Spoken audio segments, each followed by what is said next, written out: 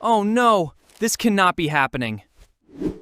You opened an app this morning and watched a number go down. Your stomach dropped. A small ancient alarm went off somewhere behind your eyes. The same alarm that once warned your ancestors about a snake in the tall grass. But the real answer is far stranger. Your brain was never built to make money. It was built to keep you alive. And the rules of staying alive are almost the exact opposite of the rules of building wealth. That red number on your screen is not being read by a modern investor. It is being read by a survival machine that is roughly 200,000 years old. That machine is very good at its job. The problem is that its job was never investing. Think about what your ancestors needed. They needed to avoid the lion more than they needed to chase the deer. A missed meal was a bad day, but a predator was the end of the bloodline. So your brain learned a brutal little lesson. Losses hurt more than equal gains feel good. How much more? Two scientists put a number on it. In 1979, Daniel and Amos published a paper that quietly rewired how the world understands the human mind. They called it prospect theory. They ran experiments after experiments, offering people gambles, watching how they choose. And they found something very interesting. The pain of losing $100 was almost twice as powerful as the joy of gaining $100. Not equal, not close, roughly just double. They named it loss aversion, and once you see it, you cannot unsee it. This is why you will hold a losing stock for months, refusing to sell it, waiting for it to climb back to the price you paid. The loss does not feel real until you lock it in. So you wait and keep waiting, and it falls further. Have you ever done exactly that? Now flip it. When a stock goes up, you feel an itch to sell it, to grab the gain before it disappears, to make the good feeling permanent. You sell your winners early and you hold your losses forever. And that, almost word for word, is the recipe for losing money in the market. Your brain is not broken. It is doing precisely what it evolved to do. It is treating a financial loss like physical wound because for most of human history, loss was a physical wound. Less food, less shelter, less life. A researcher named Brian wanted to watch this happen inside the skull.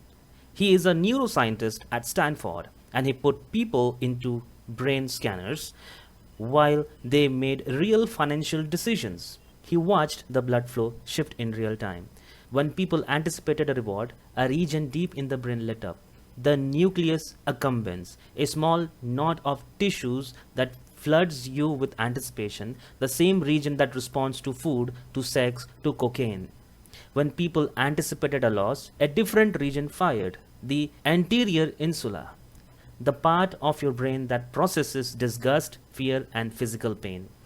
Read that again. Your brain processes the threat of losing money in the same place it processes the smell of a rotting meat. To your body, a falling portfolio and spoiled foods are cousins. They are the same. Both are danger. Both demand you to act now.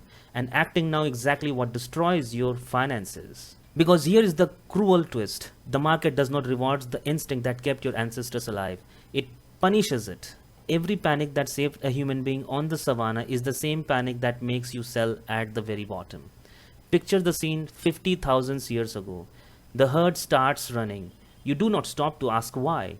You do not calculate. You do not wait for more data. You run. Because ones who pause to think were the ones who get eaten.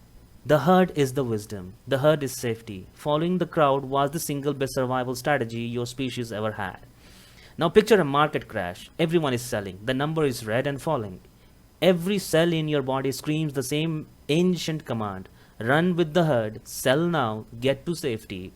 So you sell at the bottom with everyone else.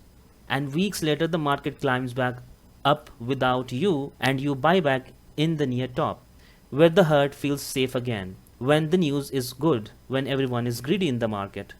Buy high, sell low. The most expensive mistake in finance. And You do it not because you are foolish, but because you are a beautifully evolved animal obeying a beautifully evolved fear, which is ancient. This pattern is so common that economists gave it a name: the disposition effect, the tendency to sell winners too early and hold losers too long. It was studied in a painful detail by a finance professor named Terrance Odean, who did something most theorists never bothered to do. He looked at what real people actually did with real money. Odean obtained the trading records of thousands of individual investors, tens of thousands of accounts, millions of trades, and the data was merciless. Investors were far more likely to sell a stock that had gone up than the ones that have gone down. They were locking in small wins and clinging to large losses. And the winners they sold went on to outperform the losses they kept in their portfolio. They were quite literally weeding their gardens by pulling out the flowers and watering the weeds. Why would anyone do that? The same reason you do. The same reason we all do. Selling a winner feels like a victory. Selling a loser feels like you are admitting your mistakes and what you did wrong. Like accepting a wound. And your brain will do almost anything to avoid that feeling. There is one more architect of the story, and his name is Richard Thaler. Thaler is an economist who won a Nobel Prize for deceptively simple idea. He showed that people do not treat all money the same. In their minds, they sort it into invisible folders. This money is for rent, this money is for fun, this money is my savings, and this money is my gambling money. He called it mental accounting. It sounds harmless. It is not. Because the same dollar behaves completely differently depending on which mental folder it lives in. A person will keep money in a savings account earning almost nothing while carrying credit card debt at 20% because the savings live in the safe folder and the debt lives in a different one. Mathematically quite insane, emotionally completely understandable. You do this too. You will treat a tax refund like free money to spend even though it was your own earnings being returned to you. You will gamble more freely with your winnings than with your own original stake, calling it the casino's money, even though the moment it is yours, it is just money. Have you ever noticed yourself splitting your own money into these secret little compartments? So now you have the full picture. Loss aversion makes you fear the red. Your insula treats that fear like physical pain. Herd instincts makes you run where everyone runs. This disposition effect makes you sell your flowers and water your weeds. And mental accounting makes you blind to the true shape of your own wealth. 5 ancient instincts, each one a masterpiece of survival, each one a slow leak in your financial life. And here is the part almost nobody tells you. You cannot delete these instincts. You will never outthink your own amygdala in the heat of a crash. The fear will come, the stomach will drop, the insula will fire. That hardware is not going anywhere. But you can do something your ancestors never could. You can build around it. This is the real secret of every calm investor you have ever envied. They are not braver than you.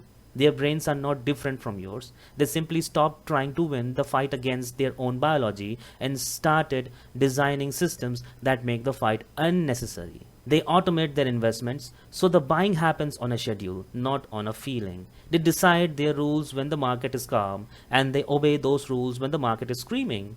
They look at their portfolio less often because they understand a quiet truth that Kahneman proved decades ago. The more often you check, the more often you see red. And the more often you see red, the more that ancient pain accumulates until you do something you regret later. There is even a name for that last trap: myopic loss aversion, the short-sighted version of fear. The investors who checks once a year sees a mostly rising line in their portfolio, and the investor who checks 10 times in a day sees a terrifying juggled storm in their portfolio. Same investment, same outcome, two completely different emotional lives, and two completely different decisions. So the goal was never to feel no fear. The goal is to stop letting a 200,000-year-old survival machine make your financial decisions for you. Your brain is not your enemy here. It is a loyal, brilliant, slightly outdated friend, still scanning the horizon for lions long after the lions are gone.